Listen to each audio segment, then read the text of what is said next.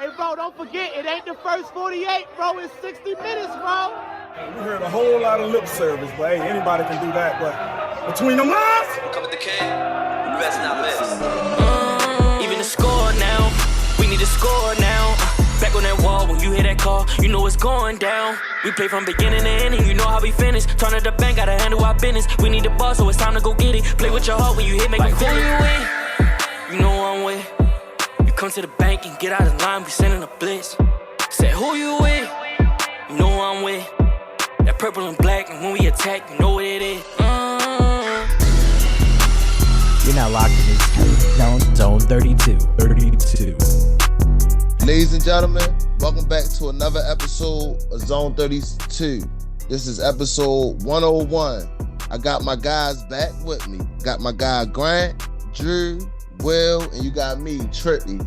This week episode, we're going to talk about the franchise tag, Justin Madubuike, free agency. Also, you know, the NFL draft. And we got my guy Grant with the BBC list. Hello? The BBC list. Yeah, Grant. The BBC list, you know? Grant loves them BBCs. And so we have our first sponsor. Y'all are idiots. Yeah, we're the idiots. Not the guy with the BBC list. But anyway, we have our first sponsor for an episode. It's Wild Turkey 101. Most of my Twitter takes are fueled by Wild Turkey 101. So they're gonna sponsor episode 101 of the podcast. So drink it. It's good for you. They actually sponsor every second of Drew's life. Dunkin' Donuts sponsors about half, I would say. I don't want them. I don't want them to be part of our podcast. Well, I mean, we're talking about two American staples of Wild Turkey and Dunkin' Donuts. So what's wrong with Dunkin' Donuts? Will's a Starbucks nerd. No, I mean, I'll drink a lot of different coffees, but Dunkin' Donuts is it's napalm for your stomach. Well, I would though. Well, I mean, that's what better to get you going in the morning. That's why America runs on Dunkin'. No, it doesn't. Yes, it does. That's literally their ad slogan. They made Why it would up. they lie? Why would they lie in commercials? Well, I mean, like, I guess Dunkin' Donuts is the best because I mean that's what EDC it's not the at. best. What It's you definitely guess? the best. That's what EDC go at. Hold on. Hello, Will, your whole big commercial. shtick, or not your whole shtick, but you've had like several speeches in the last couple episodes about, you know, trust EDC. EDC knows everything. EDC's great, and then we bring up EDC's coffee, and you're like, oh, it sucks. I don't know. I feel like you should just trust EDC and start drinking Dunkin' Donuts. No. That's only because he's from Massachusetts. That's just what he knows. That's not what he learned. That's what he knows. There are Starbucks here. They're just not good. No. Well, I know them all like Starbucks. I know. Lamar gets. You know what I know? Lacey loves Starbucks. I know that. Right. That's a fact. She loves Starbucks. I trust Lacey. I trust Lacey on coffee. I don't know. I don't want to slander her, but I feel like Erica's dropped the ball, not getting Dunkin' Donuts into that home. That's a huge missed opportunity. He tried, but she said, "We're gonna drink the good stuff here." Yeah, to drink the good stuff, that would be Dunkin' Donuts. No. So the only thing she probably get from Dunkin' Donuts is the donuts, I guess. That's all. Because Donuts are probably the worst part about Dunkin' Donuts. Kind of funny, but it's in the name, and they're not great anymore. But we're getting way off track here. Support our sponsor Wild Turkey and our future sponsor Dunkin' Donuts. My bad, and I left out. Oh yeah, by the way, we missing Jake this week. I don't know where Jake at. He probably died. Yeah, Jake texted us and was just like, I'm not coming out. I killed him. I gotta admit it. I killed him. That's fair.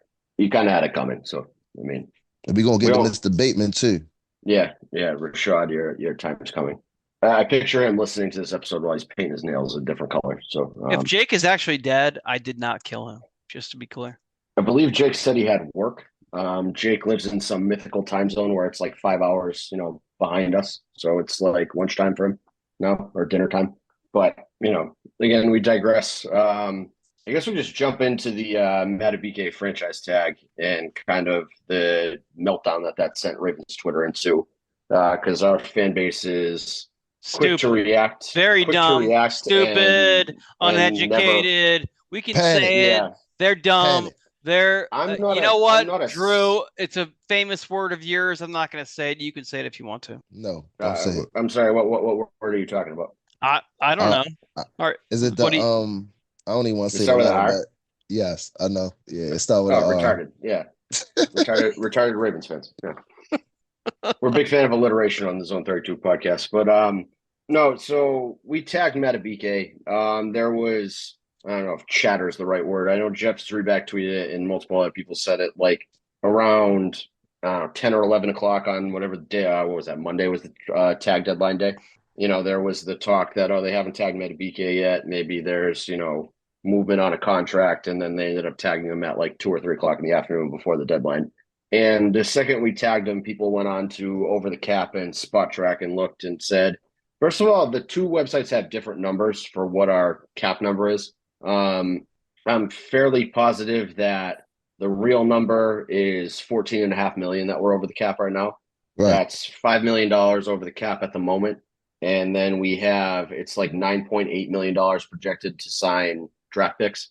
So like for all intents and purposes there, we do have to sign those draft picks. So I guess we could trade all those draft picks, but regardless, we're over the cap, and it was the Madubuike tag that basically put us over the cap, and it sent Ravens Twitter into a fucking frenzy of, 2 weeks ago it was, we have all this cap space and we're going to sign Derrick Henry and Saquon Barkley and every other free agent known to man to now we're fucking broke. I don't pretend to know the cap. I'm not a cap guru by any stretch of the imagination.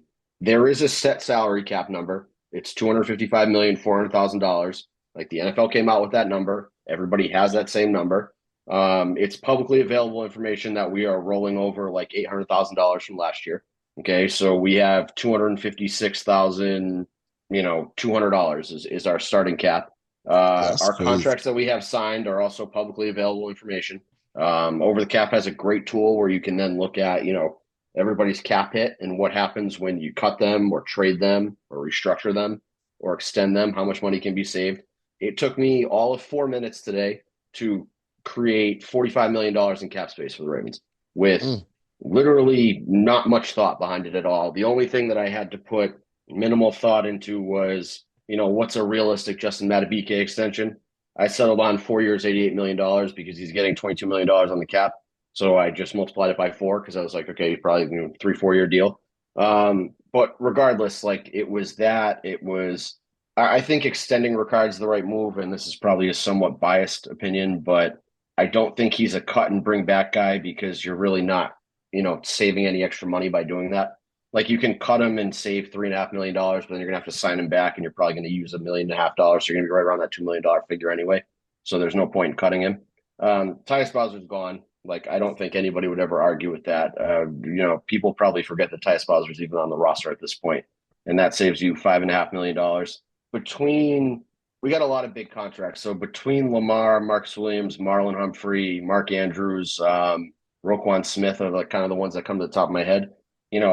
Restructuring and saving $15 million out of that when there's a possible like 30 or 40 million you can save is really not that big of a deal.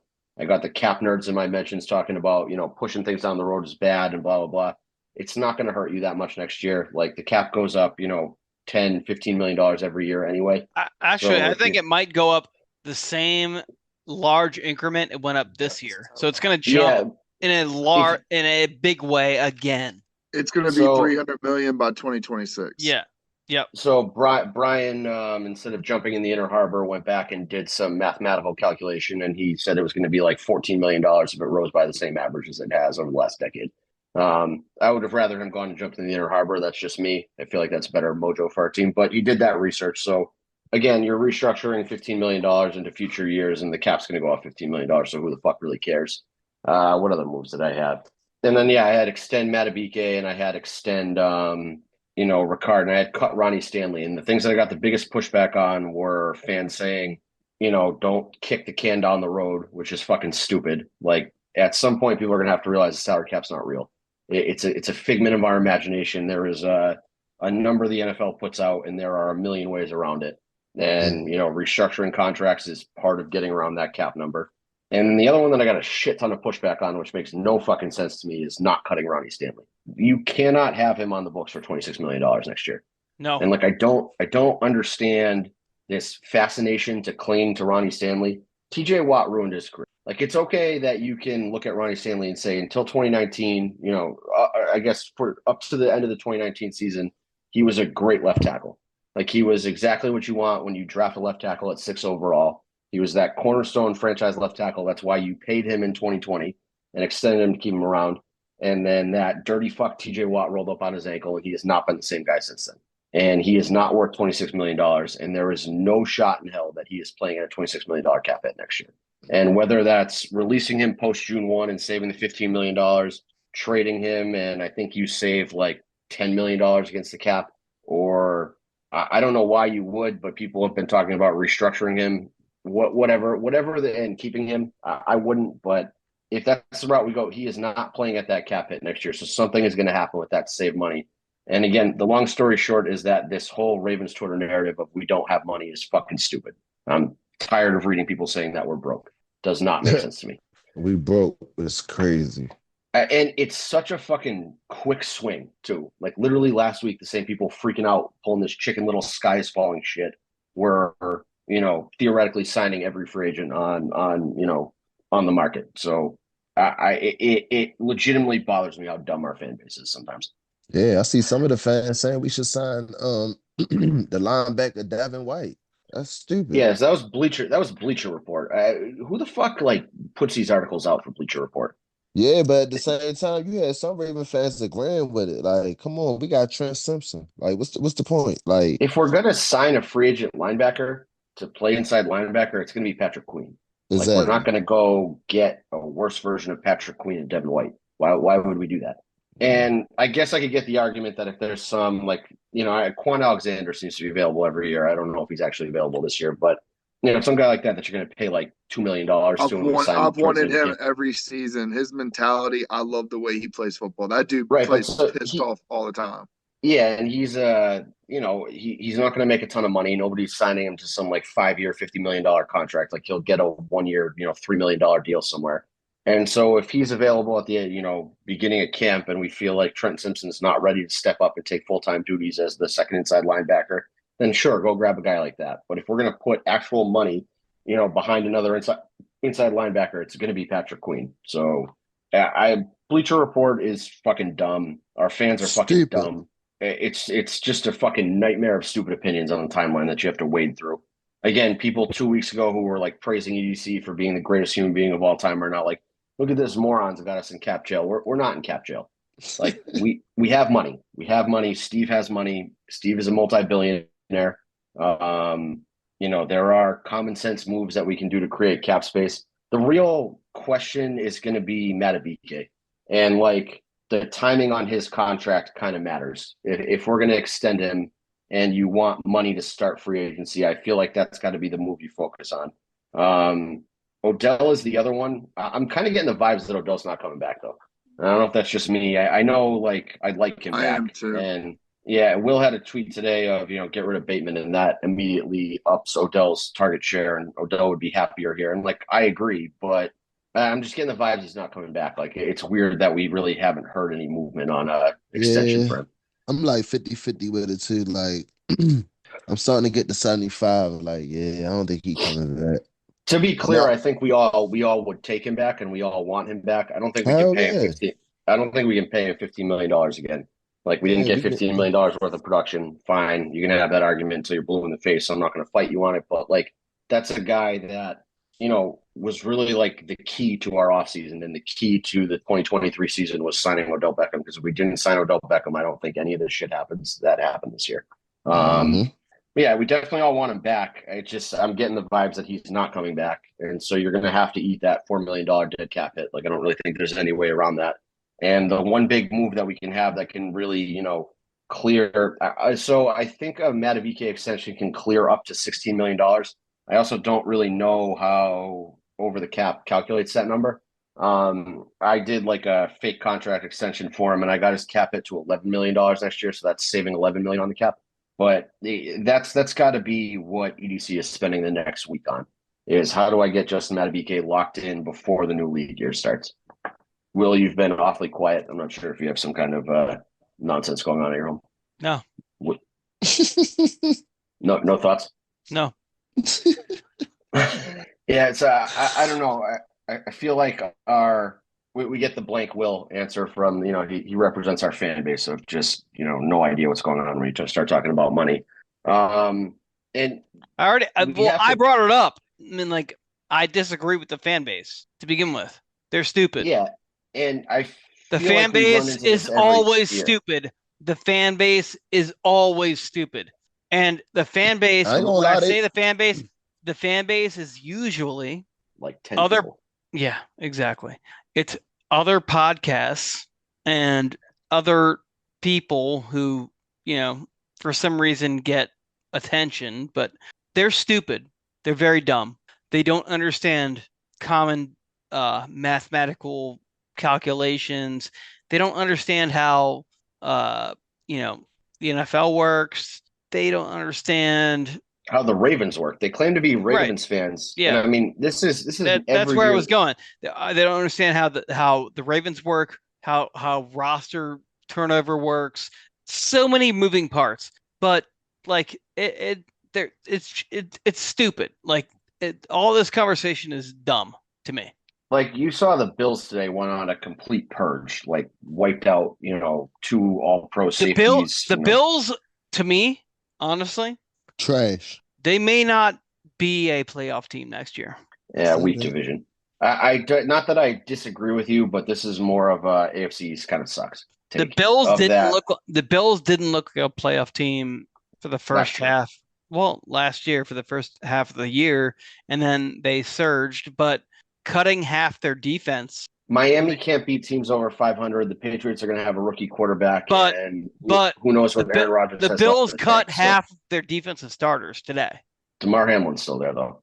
So then they only got like 5 left. Well, guess what? Yeah, resurrections are not counted towards the final score of the game. So, bro, I saw a crazy tweet today. Somebody said that they were more surprised Damar Hamlin survived today than the first time.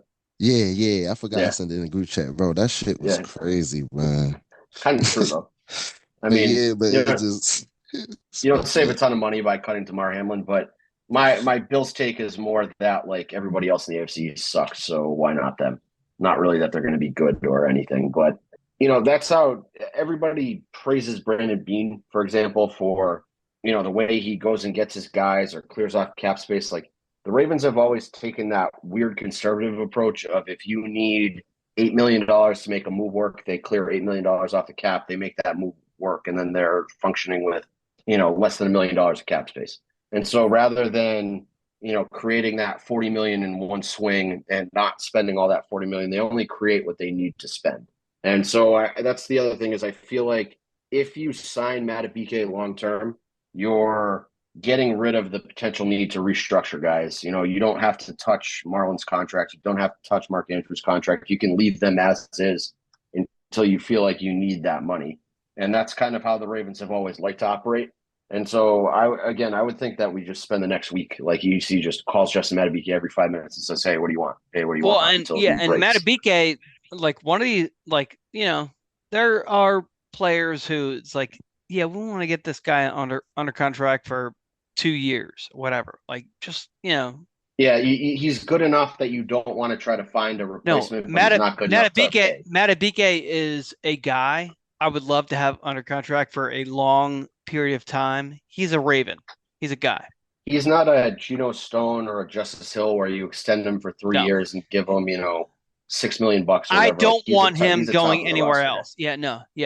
I do not want him on someone else's team ever. Yeah, and by giving him the tag they did, they're clearly willing to pay him at least $22 million a year. Right. So exactly. Like that's I also think Chris Jones factors into this a little bit of he's going to be the top of the market. Aaron Donald is already signed for I think it's like $31.6 million a year is his AAV. And so I would assume Chris Jones is looking for 30. And if Chris Jones settles for 28, then maybe Madubuike is not the $25 million man, and maybe he's the $23 million man. You know what I mean? Like, so that's really, I think, I kind of hope the Chiefs do us a solid, kind of like the Eagles did last year with their Hurts extension. That's kind of clearly what kicked Lamar into gear. And so I'm hoping sooner rather than later, the Chiefs, pay Chris Jones whatever they're going to pay him, set that market, and then we can make Madubuike work. Because, I don't think Geno Stone's back. I don't think Patrick Queen I'm 50-50 on. Like I don't know what money he's going to get. He's going to get a ton of money on me. He's out. I think Patrick Queen gone. He gonna get. I think he's going to get a ton of money somewhere else. But again, he just seems like the kind of guy that if the Ravens could make the money work, they'd keep him. I think he's kicking himself for not picking up that 5th-year option. No, I don't think so. I think EDC feels fine because it would be really expensive, and Queen feels fine too. He did it right. He's gonna get paid. He'll go to Houston, and I think he's going to Seattle. No, I think Geno Stone goes to Seattle. I think that's why they cut Jamal Adams. That's why they cut the dude Diggs, that number 6 available. Watch. Yeah, Quandre Diggs. They cut both their safeties, Seattle. So that's why I think Geno goes there. I could see Queen actually going to 3 teams, either Tennessee, the Dolphins, or Seattle. Yeah, I just don't know why anybody would willingly go to Tennessee at this point. They have money. Dolphins are kind of stacked at linebacker. No, they're not. Dolphins also really don't have like a good defense, and they just overrated. They just released Jerome Baker. Well, they don't have money. Remember they had injuries at linebacker, so they need help. Yeah, they need Patrick Queen. I just don't think they can afford Patrick Queen. Well, they don't really need him based on their depth chart, but they also don't have money. Well, they have money, but they don't have cap space. Yeah, so that's going to be an interesting one to watch. But again, it's this fucking dumbass fan base with the daily. It's something new that people are freaking out about. That is, you got the edibles in you, Will? No. Will's locked in from a long night at the VFW. We're talking about math, and he doesn't want to misstep again. I have not missed any math problems tonight. 52 times 2. Go. 104. There you go. That was much better than last time. Trippy, his face hasn't even been on the fucking screen all night. Every once in a while, you get his chin pops in. It's kind of funny. That's because I got the lights off, man. You know. Grant, what are you paying Madubuike? I wouldn't mean whatever he wants. No, I mean, I see. You seem. This is serious. Like Grant seems to have this. I think what I've seen floating around. What did the whoever does all the predictions? They had one that looked Brad pretty. Spielberger. What was it? 6 I want to say he had him at 24 million a year. I think that's what it worked out to. 24. I mean, the way he lit it up this year. He had 13 sacks from the interior, which is a huge part of this defense with a 4-man front. If you don't get pressure from your 4 guys, the defense is useless because then you're putting your linebackers on the islands with second level, linemen climbing to the second level. So you need those guys that have to eat up those blockers. And he does a lot of things great, and he's so versatile across the line. Just 24 million is a lot of money. And I think he earned it. 22. But it's that was the tag. The tag's 22. Yeah. But still, I mean, I think if you keep him on the tag at 22, that's fine. But I think if you're going to pay him and you're going to give him in the 20s, like 22, 23, I think he ultimately but if you pay him, he's not going to get that against the cap. Yeah, that would No. But ideally, you don't want to keep kicking the can like we've talked about before. And but I mean, no matter what, that's how it works out. It's going to get But I mean, I'm cool. I think 24 is too much, but I think somewhere around 2021, I think that's fair. And I think he's still a young guy with a lot left in the tank, and he's a guy that you definitely want to lock up, especially if you're losing PQ, which I think he's on it. I'd love to have him back, but I think he's gone. Hey Grant, so what if he play on the tag this year, right, with the 22, and he have like the same performance like last year, but like the same numbers are even better? Then that number's 20. That number's 28 million. If he duplicates, or even if he gets 10 sacks next year from the interior, not 13, like I think that's solidified back-to-back solid seasons from an interior defensive line because he's successful in the run game too. So I think at that point, if he's done it in back-to-back seasons, give him a blank check. He's doubled. He's doubled his sack totals every year. So 26 sacks next year. 26 sacks. Hold on, I just on the record, if he gets 26 sacks next year, Will called it on March 6th, 2024. Yeah. So, what did it say? Give my man his props, his credit. We're gonna have to bookmark that date, but he's one that I definitely want back. I mean, there's no. I'm okay, and I'm okay with overpaying him or not overpaying him, but get like 20, like you said, $25 million. Well, it is. Yeah, it is overpaying. It's a lot. I guess. Yeah, but it's a lot, but I'd rather pay him $25 million a year this year, like lock him into that, than see what happens next year. Because that number could easily go to $35 million next year. You get rid of especially with the cap going up, but you get rid of Stanley, and then money's a lot more fair. And then you got all those restructures that we can do, like you all talked about. And I mean, like the money in the way that I have to like kind of convene it is like the cap jumped 25 million. So 24 million this year isn't the same as 24 million last year. 24 million this year might be like 18 million last year. And also, I don't know what they would do to it. Nobody seems to be talking about this. But there was a rumor that leaked, or somebody posted an article about how they're allegedly going to go to 18 games. And the only way that I can see players agreeing to that is the cap going up. I don't know what they would do to existing contracts, but if the cap goes up significantly more again, that's going to blow the market up next year. Guys are going to be getting fucking $30 million a year like it's candy at that point. So. Well, and you got all these streaming deals. I mean, you had Amazon Prime 2 years ago. Then you had Peacock this year. Like those TV deals, like we talked about it, like 3 years ago that we were saying, like all these TV deals coming up. Like we called that shit, and like it's going to keep rising. And like I said, I wouldn't be shocked at 300 million by 2026. 18 games, that's a lot, though. And I want to act like we're all smart for saying that the cap was going to explode the way that it did, but like. Anybody with a brain knew that after COVID it was going to start doing this. Yeah, it was kind of projected that way. Yeah, like that's the crux of my issue with Ravens idiots on Twitter is that like these very clear facts exist. Like the cap continues to go up. It's not rocket science. It's tied to league revenue. The league revenue keeps going up. They're going to add another game, which is going to add more revenue. They continue to try to expand into overseas markets, which is going to expand your TV revenue. Like it's going to expand your, ad deal revenue. Like the league is going to continue to make more money, and therefore the salary cap's going to go up. Like there's a very clear, cause and effect relationship here. They're talking about doing 18 weeks. So 18. I think it would be 19 weeks because I think they were going to add a second bye week for everybody. Exactly. That was my point. So 19 weeks means 19 weeks of games and ads. Yeah, right. And it's just back on the preseason games now. I would assume they drop a preseason game. Yeah, go to 2. Yeah, they only need 2. So training camps for. Yeah, preseason like that. That's the no-brainer move. Is you cut the 3rd preseason game, you go to 2. But yeah, so that adds money to the league's pockets, which makes its way to the players. Like this is not some profound thing that we're announcing to the world on the Zone 32 podcast that nobody's ever talked about before. Nobody seems to put 2 and 2 together on that on Twitter. It's always, Ravens have no money. Ravens can't pay anybody. We need to. Well, and they're like, oh my God, they're going to make these guys play another game. Shut the fuck up. No. Like they want to. Well, I mean, and it's how they do it. I mean, I like the preseason because it gives people a chance to fight for their job and their dream. But at the same time, it's like starters don't play.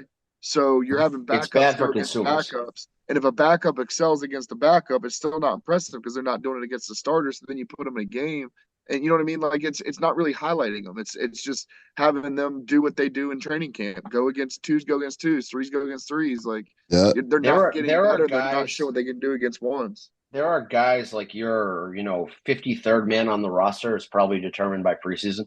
But the core of your roster that everybody watches on Sunday that, contributes to your team, like everybody knows that going into the season. There's never some guy who's like you're projecting to be a starter that gets cut during training camp because he had a bad showing in a preseason game or something like that. It's a guy that maybe was your wide receiver 7 at the start of camp that somehow, works himself up to wide receiver 5. And so like you can do that in 2 games. You're not taking that away. And preseason NFL is terrible to watch. Like I think everybody agrees that it's not good. You said, you're watching 2. Yeah. That shit boring. It's the same thing with, Will. I think Will has a secret ad deal with some UFL gambling site that he hasn't told us about yet. But it's the same reason why that's going to be. I fucking wish. But it's the same reason that's going to be terrible is because it's players not good enough to play on Sundays playing against each other. So you're watching a shit product. You know what I mean? It's no different than watching preseason football or watching, some. I mean, I like it though, because NFL over give you something else to watch though, but I mean, I feel it gives you something else to watch, but you don't have the talent. So at the end of the day, like you're watching shitty football, and so is watching shitty football better than watching no football? Probably. But during baseball season, I don't know if you're going to tune into a UFL game. Go Orioles. Fuck Will's picks with unnamed gambling company will probably be live on the timeline at some point. But I don't know. I don't know what he's got in store over there. But it dawned on me the other day that that's clearly why Will is pushing a UFL. No, untrue. So is it FanDuel? Untrue.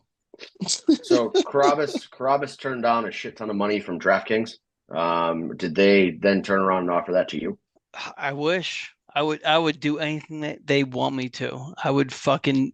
Okay, so Will is a DraftKings employee now. So we are now a DraftKings podcast. Apparently. No. Listen, if DraftKings told me to say Drew is a Nazi who transported. I'm waiting. I'm waiting to see how deep Will digs this hole. Yeah, I cut myself off there. Hey, the Legion done kicked his ass.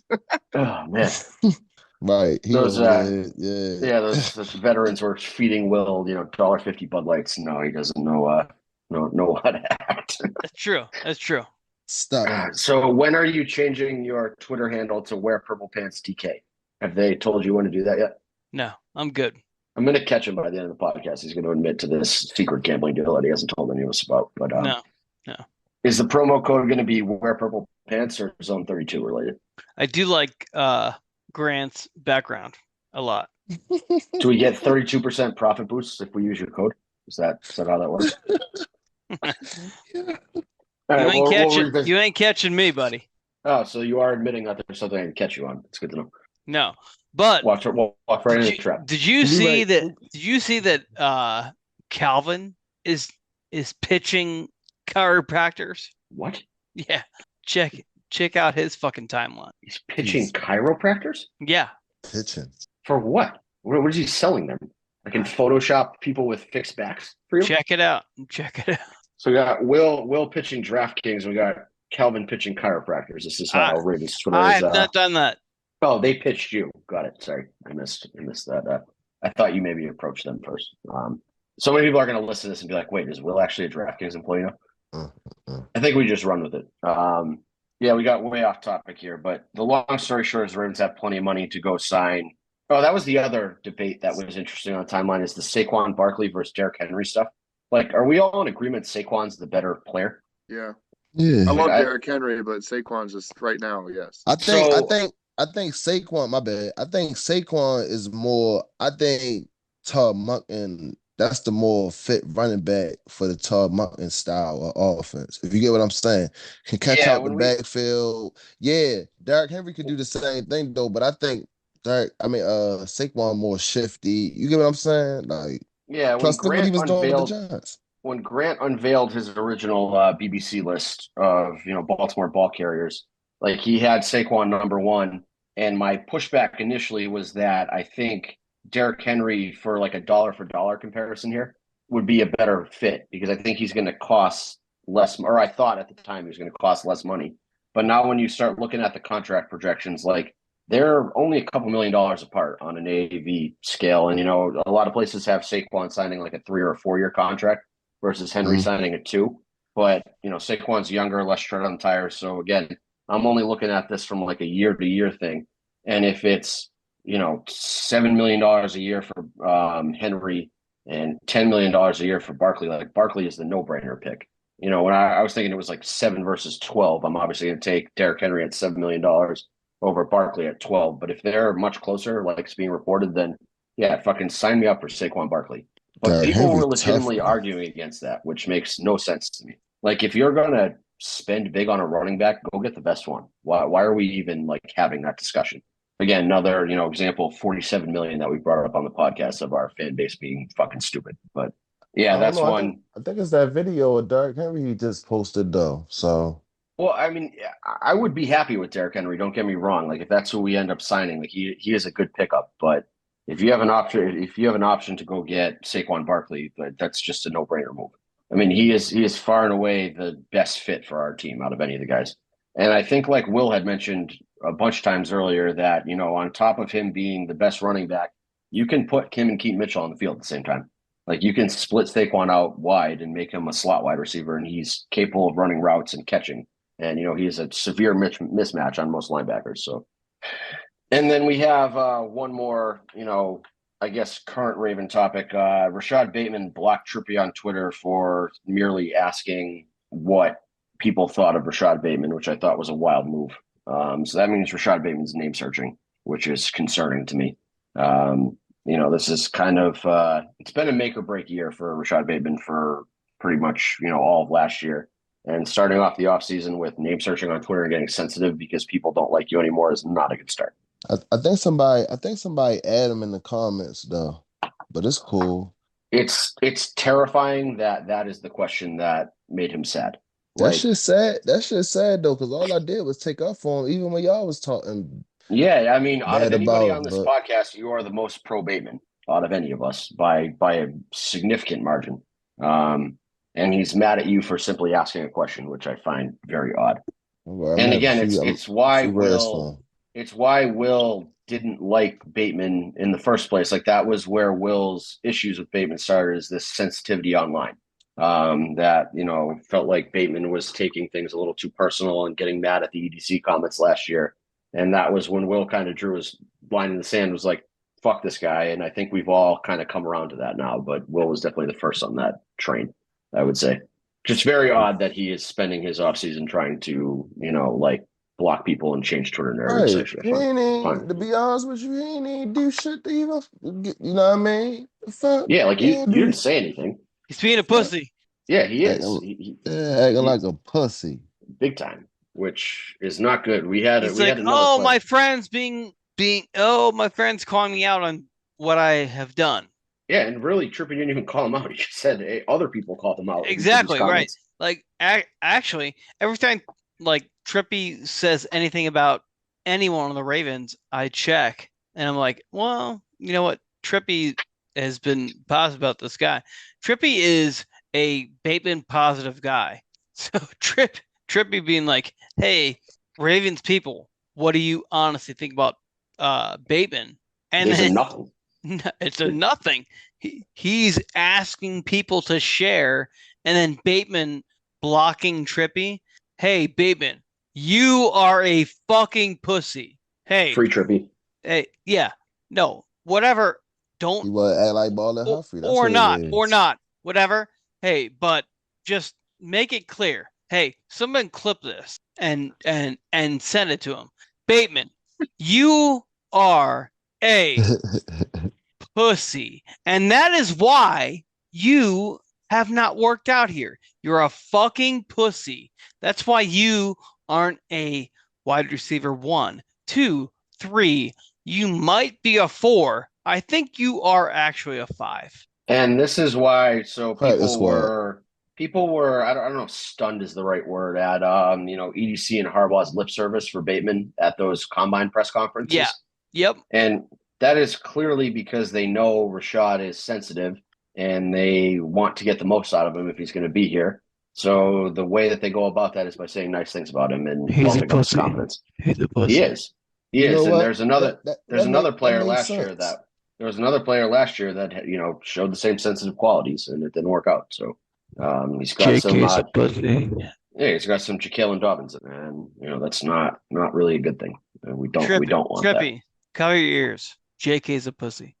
Trippy's heard us say much worse, but do we get into I feel like we have a light week because this is kind of like the dead week where nothing happens in the NFL. Like a bunch of guys get released, but nobody really signs because free agency is not open yet. And I feel like we've kind of covered our really our one move was tagging Madubuike, and we really just want to sign him so that we have cap space to participate in free agency. But other than that, there's really not a ton to talk about. Do we get into Grant's BBC list? The BBCs. What I know for a fact is that Grant loves BBCs. Grant's a big BBC guy. Loves the blocking crew. That's what BBC stands for, in case anyone was wondering. Baltimore Blocking Crew. Grant's big into offensive line play because that's like what nerds who watch tape love is offensive line play, and that's Grant to a T. So BBCs are Grant's passion. That's he has BBC tattooed on his arm. You guys can't see it because we don't release a video version, but that's I guarantee So anybody listen to that Grant, shit. for your It's list, crazy. you've typically been doing free agents, draft, and kind of like sleeper picks. What have you done this week?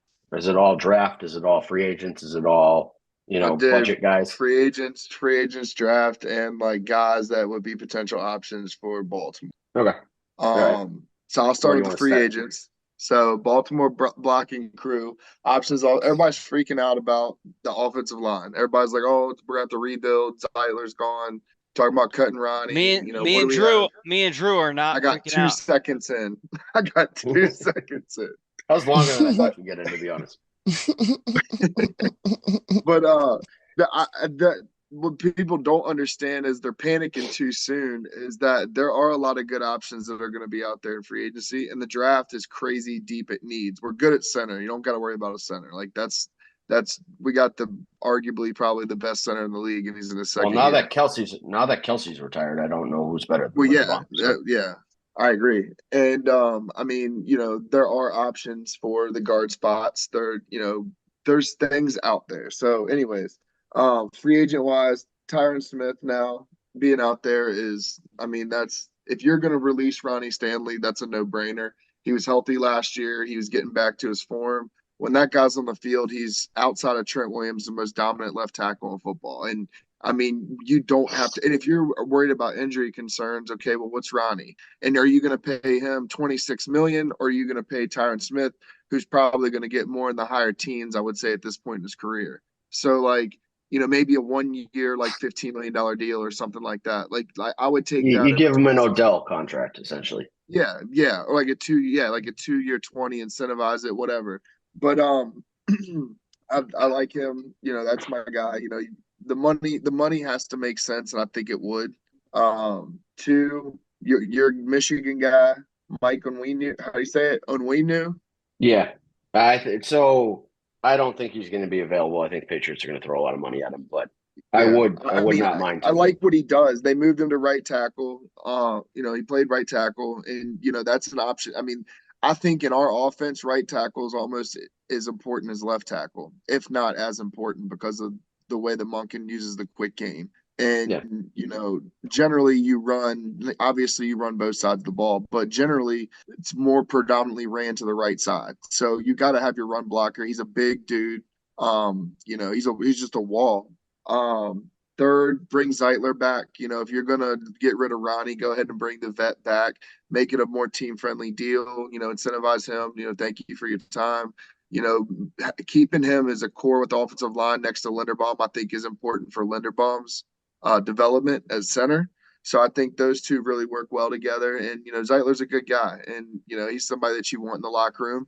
He's a great guard. So, I mean, it just makes sense. People act like, oh my God, he's gone, he's never coming back. Like, there's still an option to bring him back.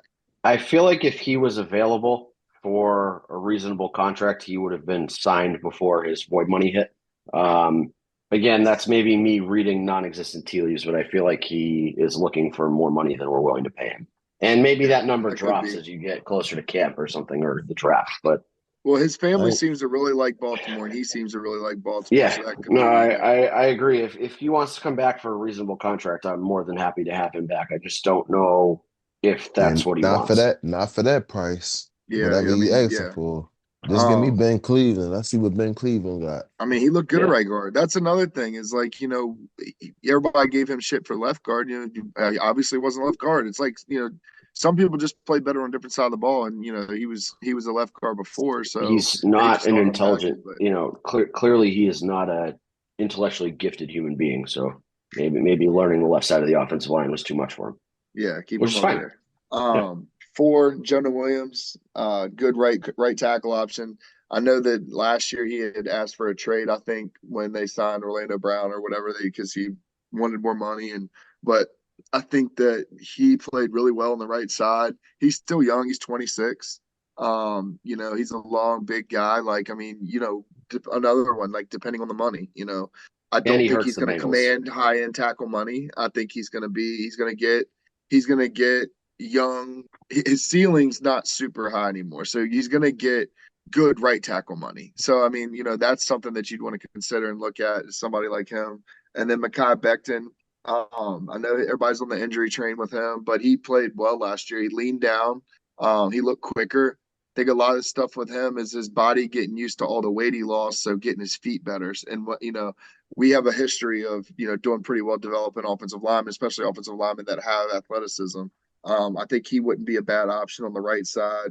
I wanted to trade for him a couple of years ago when he asked for a trade. So I'm all in on signing. He's got a lot of like people look too much on the surface of things. Yeah. Like they read reports, they read headlines, they see a guy's hurt one time. I mean, Saquon's another example. Everybody's like, oh, he's injured all the time. He's had like one major injury, and that was the ACL. But other than that, it's just tweaks. And then it was times where he's up for a deal. Does he want to rush back when they're last in the league? Or whatever. But do they want him back, or do they want a high draft pick? It's that whole game. So yeah, so I mean, I think Mekhi is a pretty good option. And he's a swing tackle too. You can play both sides. So that's somebody, if you bring him in, put him on a 1-year prove it deal, 2-year prove it, however you want to incentivize it, and then just he's a guy that you come in, he could perform well starting, or if you got somebody better than him, if somebody goes down, he's a great option on both sides. So I mean, you need that a lot of times as a really solid swing. So obviously, another money situation. Draft guys. Will's guy, Joe Alt, I think he's the top dude. 6'8" with the way he moves, like you just don't. I mean, he's a freak. I'm out on Notre Dame offensive lineman. You're out on yeah, because of Ronnie. Yeah, out on. But good player, but I'm out. He's the clear cut dude. We'll never sniff him, so it's not really an option to even worry about. 2, J.C. Latham from Alabama. I think he's another one. He was highly touted coming out of high school anyways. Like he's been a dude his whole life. He was the king, the man of the offensive line last year. So I think, he's one that he's not going to be there either. But like he's somebody that I think is going to have a good career. Troy Fautanu from Oregon State. I think he's like Iron Man. That dude is a monster. I thought he was Washington. No. Oh yeah. I'm sorry. Yeah. You're confusing with the Fulaga. Yeah, Fulaga. He's number one. He's number one. But he's an inside guy. But he's got potential to be. Is he really an inside guy though? I've seen people. Yeah, he's a guard. He's his stature. He's a guard. He's a guard size wise and everything. But like he's played tackle and he's played tackle well. So why not give him a shot if we draft him there? You get what I'm saying? I do, but I think you want to maximize what he can do. Yeah. If you want to maximize what he can do, he's a left guard, and he's probably within, I would say, 2 seasons looking at Pro Bowl potential as a guard. Like he's got that type of capability at the guard. Yeah. But who I was talking about, Ford Talisa Fuaga from Oregon State, he's the dude that he's a big guy. Like he rose quick, and I know we give PFF shit a lot, but they did it came out that he had no. Shut up. He's only had 3 penalties in his career and never allowed a sack. So those are things. Fine. That's what PFF is good for, is compiling stats like that nobody would go. But don't give me some sort of made up metric. Pass blocking grade. No rankings. But but to think about an offensive lineman and to go your whole career without allowing a sack, that's pretty important. Oh yeah, of course. And then on the flip side, only 3 penalties, so he's not holding to prevent the sacks. Like he's not a Sauce Gardner. Whatever, holding to prevent touchdowns. It's only holding if you get called. My 5th guy is my guy I'm really high on, which he could potentially be there for Baltimore, and that's Kingsley Suamataia from BYU. He's athletic as shit. He's 6'5". He's got an 82.5-inch wingspan. Like the dude is a guy, and he's quick for his size, very quick, and he can do it all. He can pass block, run block. He can get out to the second level. Like I look at him more as a right tackle. Let's say the dream scenario is we sign Tyron Smith, put him at left tackle, draft Kingsley, and put him at right tackle, and you've got 2 bookends and you got your future at the right side that can potentially move to the left side. So he's a guy that he can play both. So if Tyron Smith, his 2-year deal runs up, goes out, whatever, Kingsley could develop and eventually be the left tackle of the future. He's that good. My guys, Tyron Smith, obviously number 1. Fuaga, number 2 from Oregon State. Kingsley at 3. Jonah Williams at 4. And Zach Zenner, Drew's guy. I was gonna ask what you thought about him. I love him, man. He's not a first round guy, so I have no, especially with the injury, you can get him late. Yeah, and I said not at 30, but he's gritty. He's 6'6", long arms. Like he's an impact guy. And he can play. You know, he's a right guard, so that fills that hole if Zeitler doesn't come back. And he's a guy that you can pick later, and you don't have to worry about kind of. I think linemen in this draft are like we talked about receivers. Like they're so deep that like you don't have to reach on anybody. But I think a lot of like big name guys are going early. I like Mims, but I'm not as high on him as a lot of people.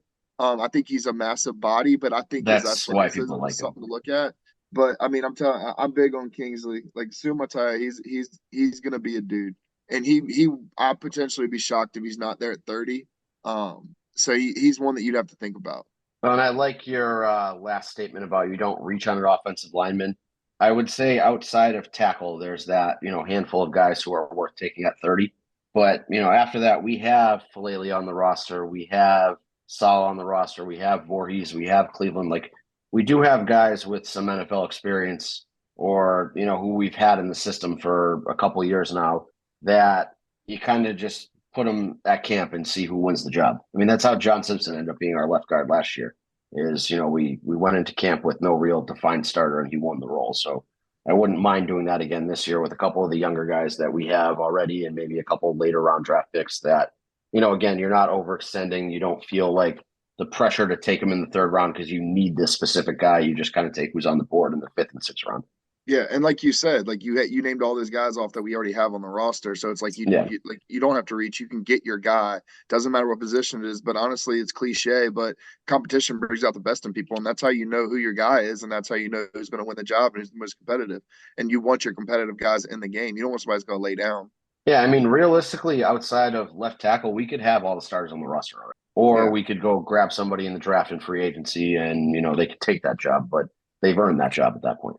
I'm interested to see Falele. Falele, he looked a lot more nimble this year, and I'm interested to see what they do with his conditioning towards the offseason. Like if it's like cutting him down a little bit, getting his footwork, a little bit better. But he's got left tackle potential. I mean, he's obviously a big body, but your left tackle is your brick. That's your blindside guy. So you're more athletic. Your run blocker is going to be on your right side. Both have to be decent in pass pro, but he's so big and so long, he makes pass rushers have to extend the loop. And when you make him run the loop, that's what you have to. He's a guy that he has the ability there. His conditioning worries me. Trippy wanted to throw in a pause there, but didn't. FYI, because you called him long. No. I'm laughing at Will. Oh, why is Will half asleep? No. I froze. No, you didn't. You froze in real life. You froze all right. Yo, Trippy, you haven't your face hasn't shown up in real life yet. Yo, I ain't gonna lie, I'm tired of shit, but look, I'm good. I'm up. I'm woke. We got the ghost of Trippy speaking to us here. I'm here. I like Grant's list again. This BBC fucking segment that we've done the last 3 episodes has kind of disappointed me because I expected it to spark massive arguments with Grant, and he really hasn't. Other than like a couple lower end guys that he didn't include, but he included somebody else who I liked instead. So it's kind of like whatever. I really haven't had anything to argue with Grant on these lists. I mean, the major takeaway is Grant, BBC enthusiast, as we knew, BBC expert. If you need BBC's ranked, Grant is your guy. Grant's like, I hope you all die. So what? Free agency start next week, right?